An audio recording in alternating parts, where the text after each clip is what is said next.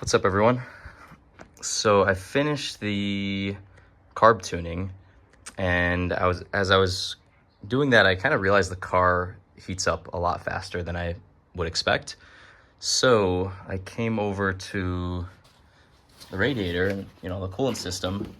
Well, I started with the recovery tank and noticed the car is cooled off. It's been cooled off for a while now. There's no liquid in the, I guess you can't really see there, but there's no liquid in the recovery tank, which was surprising. And then the radiator, admittedly, I should have already checked this in the past, but doesn't look great either. It looks a little bit sludgy and very rusty. So yeah, I think that's gonna be my next task is I'm gonna drain this out. There is I believe it's right,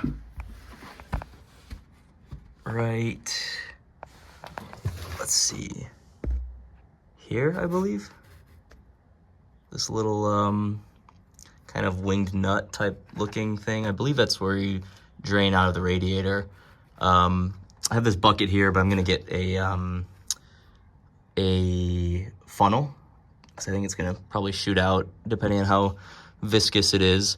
So I'm gonna start with that, and then I'm gonna start doing some flushes just with the garden hose through here to hopefully get a lot of this junk out. And once I get some radiator cleaner in there, and then and it's running clean, water coming out, then I'll fill it up with proper fill. And then in the meantime, I will also replace the radiator cap and probably the thermostat, which I believe is here. So yeah, I'm gonna start with the flush and just do the basics, make sure I can get that down, and then I'll see if I know you can also pull the drain plugs from the engine block, and I don't know, I've seen mixed reviews on if you should do that or not, just with these older cars. So maybe I'll start not doing that and just see how everything looks, and figure it out from there.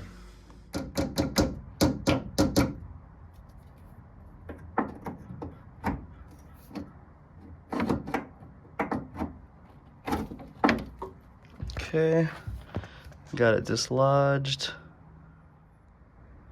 Probably should be wearing gloves. It's the right way to do it, but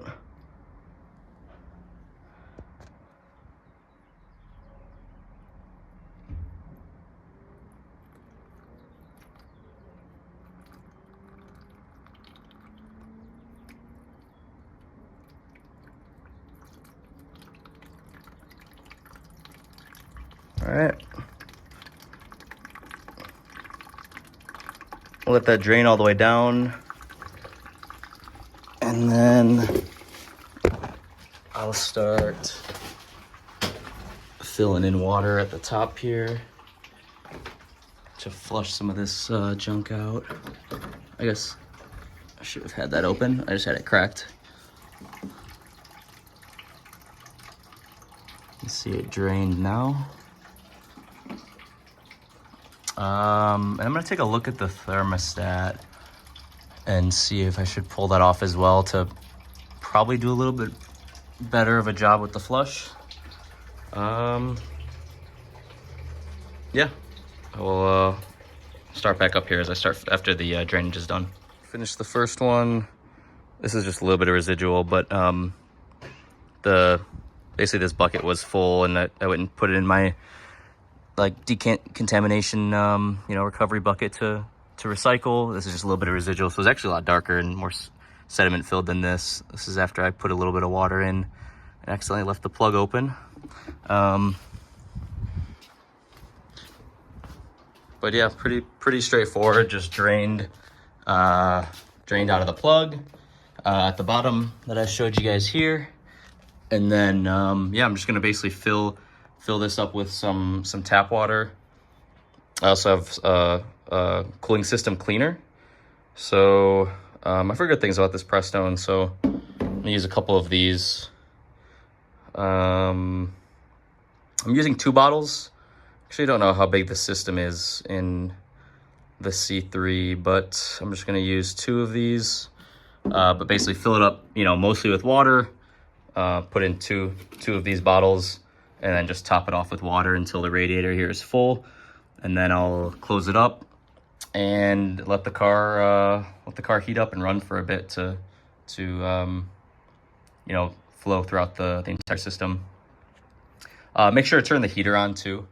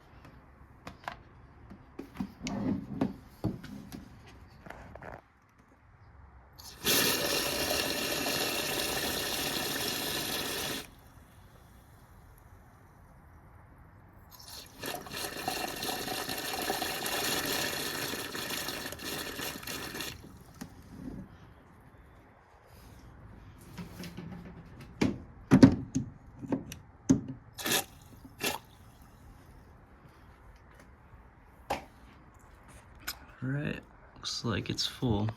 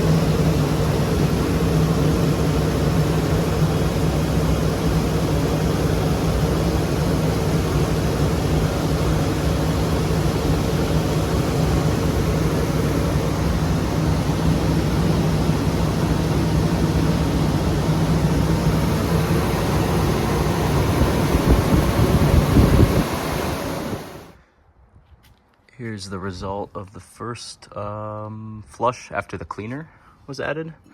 So as you guys saw, I added the cleaner, ran it for about 20 minutes just to make sure it went throughout the entire car. So it's, you know, pretty rusty as expected from seeing the inside of the radiator. So I'm gonna dump this out, dispose of it correctly in my milk jug and other jugs that I have around the house. And next I'll fill it up just with tap water all the way full, run it for another, you know, 10 or 15 minutes until it gets hot, the car gets hot again.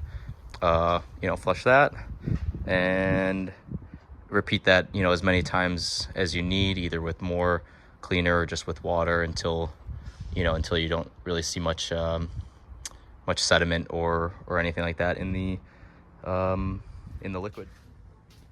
It has now been a couple days later, and I have some updates for you: good, bad, and the ugly. So to start with the good,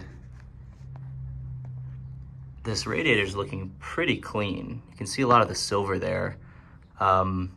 I hope I have a good video of how it was before that I can show, but I mean, I put my hand in here and wiped just like thick sludge. So this, I'm actually really happy with. I wasn't expecting to get this much out of it just from this, decades of buildup.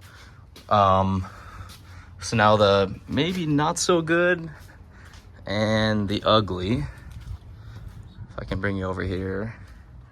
This is how much it took. So this is what it looks like now. And I'm actually pretty happy with this.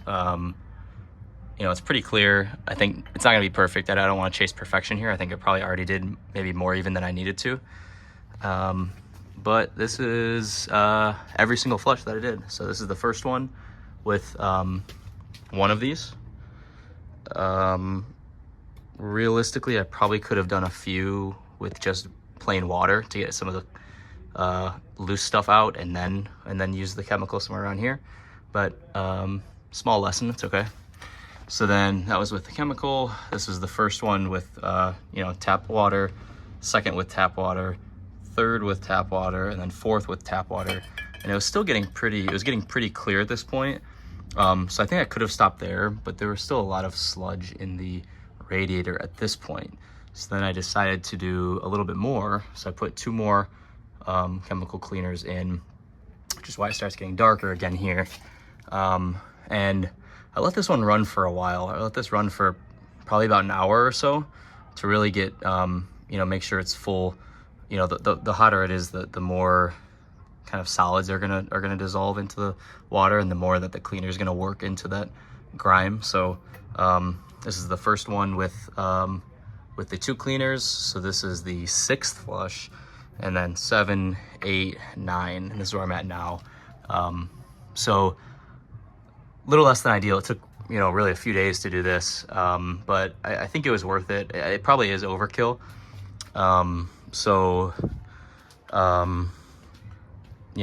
That part is probably up to you. There's also this is probably where we get into the ugly, is that when you're pulling all of that stuff out, I think you really kind of stress test the all of the seals and build up everywhere, and I think realistically there are probably points where solids are kind of built up so much that it actually helps kind of hide any issues or leaks that you may have. So I think that's exactly what happened. Is actually on the very last flush there, I had basically something burst, and coolant just started dumping from the bottom, and there's a bunch of steam coming from around here, I think from coolant just kind of evaporating, and in looking and investigating, I was a little bit worried at first, but what I found was the freezer plug under the engine was leaking. So let me find the best angle for this, if you bear with me for a second. I'm on the driver's side right now, and up in here, if I can get a good angle, there is, on this motor mount, there's actually a drain plug behind, or a freezer plug, core plug, as they're supposed to be called, behind it. And you can see that right up there. Let me see if I can maybe point it out from this side. It's a little bit tight in there actually, so I can't really get my hand in there. But that little circular thing right here, or my middle finger right there, is the core plug, and that is where the coolant is leaking from. So it's a little bit, and actually you can see, I probably could have noticed this before, this rust is pretty bad here, and the bracket's starting to lose a bunch of pieces there, so, or the mount. So that's probably been leaking for a while. So it's a little bit of a pain, honestly. I'm gonna have to pull out a lot of this to fix them, but I'm somewhat glad actually that it happened, because I think it helps. Like, this was bound to happen at some point, so it's good to handle earlier than, you know, out on the road.